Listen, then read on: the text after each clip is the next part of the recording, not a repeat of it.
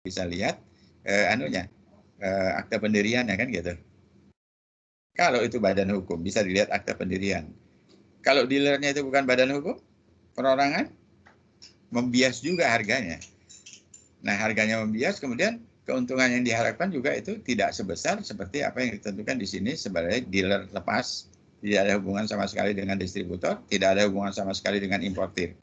Tapi nggak bisa kita pungkiri bahwa jalur distribusi seperti ini dikuasai oleh satu entitas. Tapi dengan nama yang berbeda, kan gitu ya Mbak ya? Bisa kan? Baik, Pak. Ya. Oke, kemudian kalau restitusi, ya ini ada restitusi turis asing yang kita bahas ya. Tapi nanti ini restitusi ini bisa juga restitusi karena pemeriksaan. Ini juga sudah kita bahas sebenarnya ya PMK 39 ini dan sudah diupdate dengan PMK 117. Kalau dulu di KOP juga kita pernah bahas ini. KOP dulu, oh bukan sama saya ya. KOP juga dulu ya di pasal 17C ada juga restitusi tanpa pemeriksaan. Ya, pasal 17D dengan resiko rendah.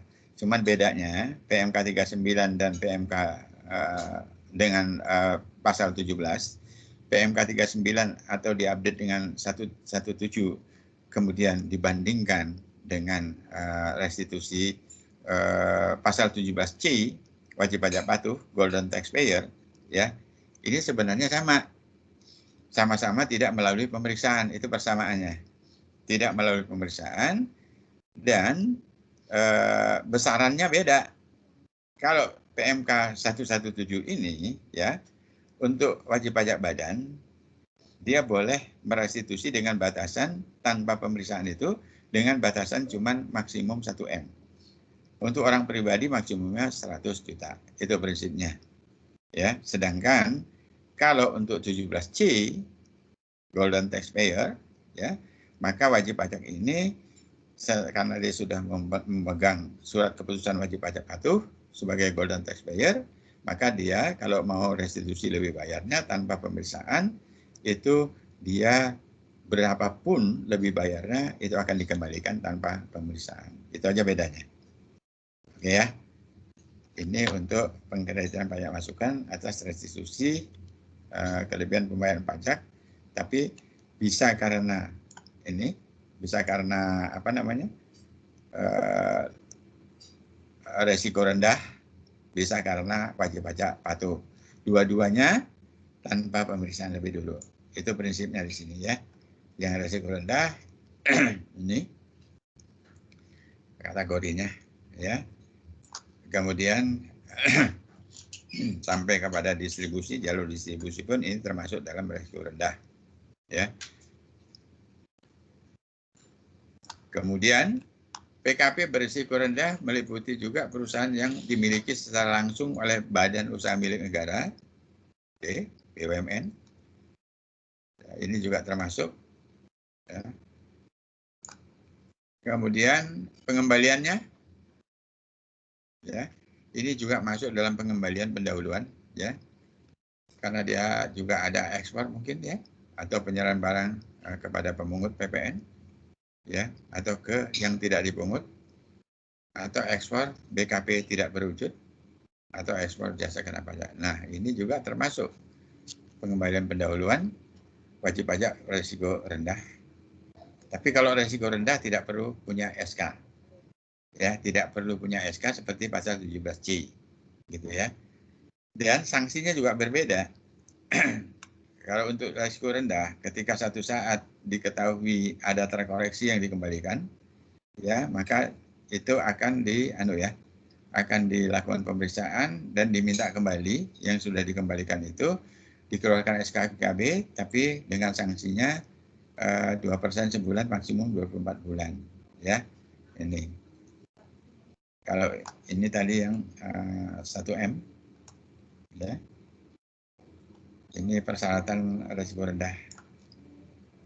Nah, kalau dia masuk di resiko rendah ini yang pertama dan ketiga ini, yang di tengah di tengah ini termasuk wajib pajak yang golden taxpayer yang di tengah. Kiri kanan ini yang risiko rendah. Nih, bentuk OP 100 juta ya, lebih kecil atau sama dengan 100 juta, SPT lebih bayarnya. Sedangkan untuk lebih kecil atau sama dengan 1 M, SPT lebih bayar restitusi atau PKP untuk badan maupun untuk badan PPH maupun orang pribadi, ya, maka ini dibedakan dari besarannya. Ini semua tanpa pemeriksaan ya, semua tanpa pemeriksaan. Yang diberikan SKP PKP.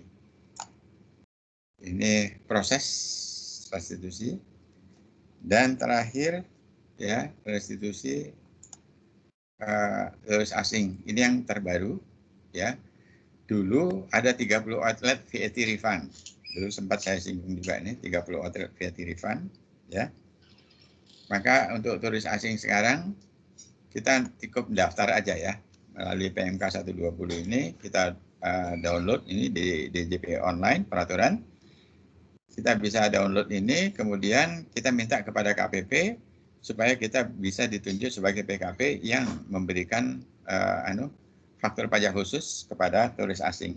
Kategorinya di sini orang pribadi di sini warga negara Indonesia, ya bukan warga negara Indonesia dan bukan kru maskapai penerbangan. Ini nanti Bapak Ibu baca ini sendiri, ya toko retailnya, ya perolehan barang bawaan dapat dikembalikan pada sejak 1 April 2010. Ini memang sudah, makanya 30 VAT refund itu 30 outlet. Ini kalau kita punya toko, kan kita nggak bisa lagi menentukan toko itu sering dikunjungi orang asing apa tidak. Sekarang orang asing itu maunya justru belusuan kemana-mana kan gitu. Jadi nggak spesial.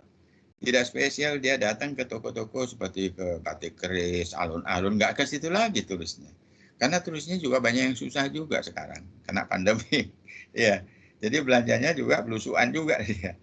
Nah, kita boleh sewaktu-waktu kita didatangi oleh turis asing itu kita bisa terbitkan faktur pajak khusus gitu ya. Nanti tolong dibaca ya. Ini selain ini makanan, senjata, barang yang dilarang dibawa ke pesawat. Ini. Minimum 50.000 PPN-nya. Jadi berarti transaksi minimum 500 juta ya. 500 juta. 500.000. Kalau 500.000 PPN-nya kan 50.000. Nah, itu yang di refund. Di bawah itu enggak. Ya. Ini syaratnya satu toko detail pada satu tanggal yang sama.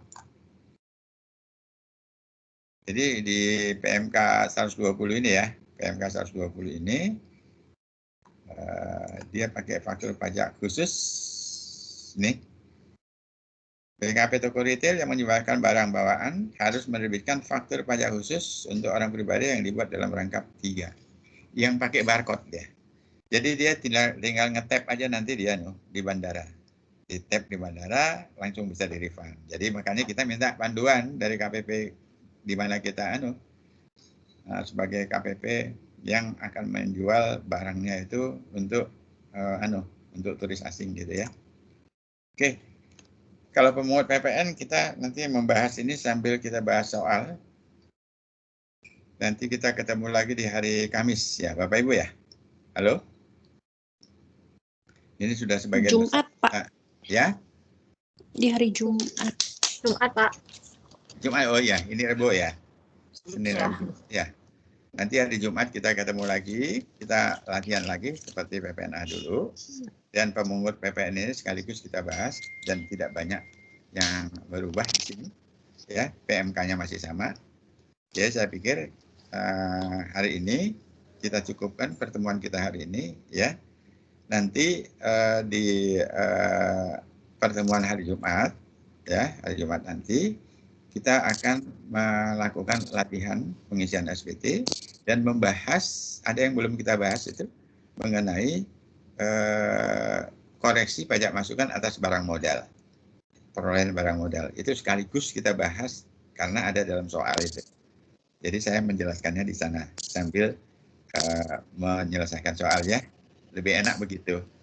Ya, jadi kita buat contohnya, kemudian kita apply ke dalam praktik mengerjakan soal. Oke? Oke, Bapak Ibu sekalian, kita akhiri pertemuan hari ini dan sampai ketemu lagi nanti di hari Jumat. Saya akhiri dengan Assalamualaikum warahmatullahi wabarakatuh.